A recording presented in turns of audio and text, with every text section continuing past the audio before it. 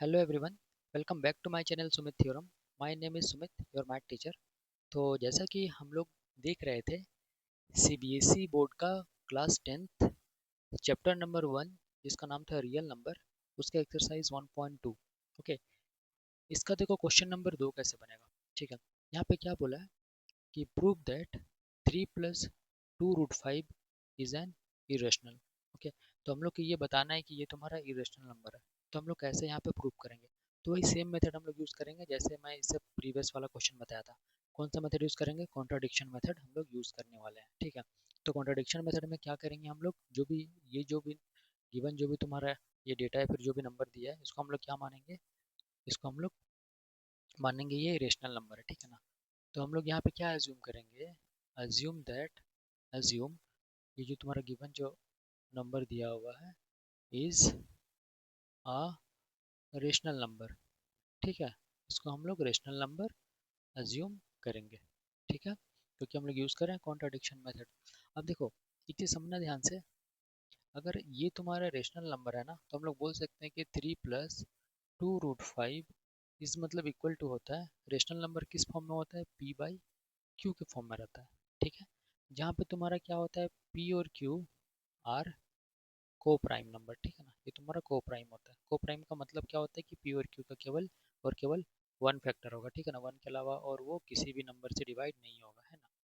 उसके बाद देखो हम लोग क्या करेंगे ना, यहाँ पे थ्री को उधर ले जाओ, तो यहाँ पे लिख सकते हैं 2 root 5 equal to P by Q minus three. ऐसा लिख सकते हैं इसको, थ्री को हम लोग इधर लेके चले गए। ठीक है, तो हम लोग फर्दर जब इसको सॉल्व करेंगे तो क्या मिलेगा? 2 रूट 5 इक्वल टू, यहाँ पे क्या हो जाएगा? p minus 3q। जब इसके एलसीएम निकालेंगे बाई कितना हो जाएगा? q। इतना हो गया, है ना।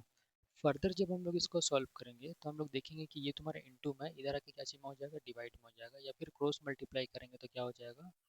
Root 5 equal to P minus 3q by कितना हो जाएगा? 2q। ओके, कितना आ रहा है?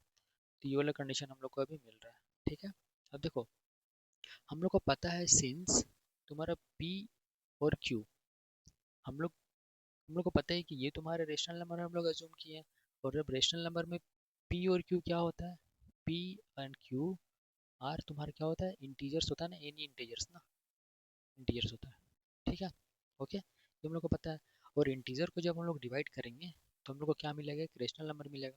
ठीक है, तो हम लोग लिख सकते हैं सिंस ये p और q आर इंटीजर, है ना, सो अगर ये दोनों अगर तुम्हारे इंटीजर है तो अगर ये दोनों को हम लोग डिवाइड करेंगे, मतलब इसका वैल्यू और इसका वैल्यू को अगर हम लोग डिवाइड करेंगे तो ये क्या मिलेगा तुम्हारा?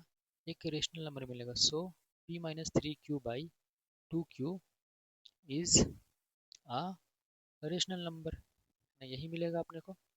ठीक है, यहाँ तक समझ आया? ठीक है ना।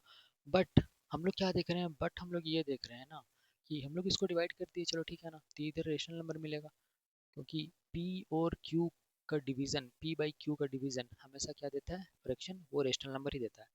तो यहाँ पे कुछ भी नंबर रहेगा, सॉल्व करेंगे, फ्रैक्शन आएगा, रेशनल नंबर ही देगा। ठीक है, तो हमको पता चल गया इधर वाला तो रेशनल नंबर आने वाला है। बट ये जो दिख रहा है ना, ये रूट 5, ये तुम्हारा क्या है?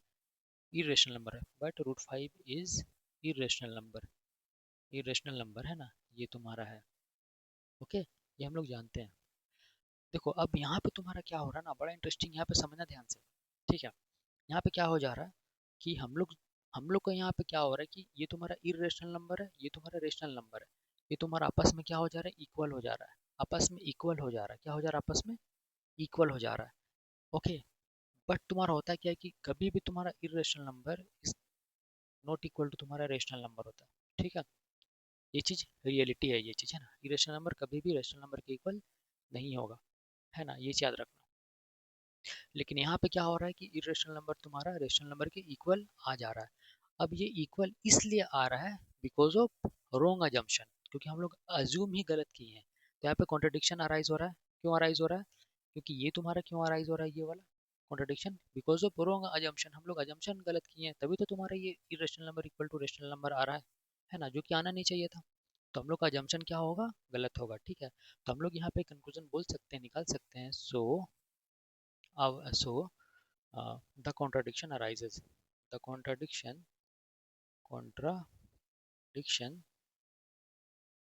अराइजेज, अराइजन, ठीक है ना। ये कॉन्ट्रडिक्शन अराइजन हो रहा है because of wrong assumption, wrong assumption, ठीक है ना। ओके, अगर अजम्पशन ही हम लोग करोगे तभी तो तुम्हारा ये कंडीशन, ये तुम्हारा कंडीशन आ रहा है ना। ये जो कि कभी ज़िंदगी में पॉसिबल नहीं है ना, irrational number equal to rational number possible ही नहीं है ना। तो हम लोग बोल सकते हैं, इसीलिए हम लोग क्या बोल सकते हैं कि अगर हम लोग का अजम्पशन रॉन्ग है तो अजम्पशन हम लोग क्या माने थे, root three plus root sorry 3 + 2 √5 is a rational number. मतलब क्या हो जाएगा, अजम्पशन रॉन्ग है तो बोल सकते हैं 3 + 2 √5 इज़ इरेशनल नंबर। क्या बोलेंगे हम लोग, इरेशनल नंबर्स, ठीक है ना। तो तुम लोग को ऐसे करके बनाना है, हेंस प्रूव ना। ओके, ये एग्ज़ाम के व्यू से इम्पोर्टेंट होता है, ठीक है, इसको याद रखना, बहुत जरूरी है, ठीक है। और जब एग्ज़ाम में बन जाएगा तो स्माइली करके आ जाना। ओके, तो ये था तुम्हारा question number 2। Okay, I hope तुम लोग को समझ में आया होगा। Thank you.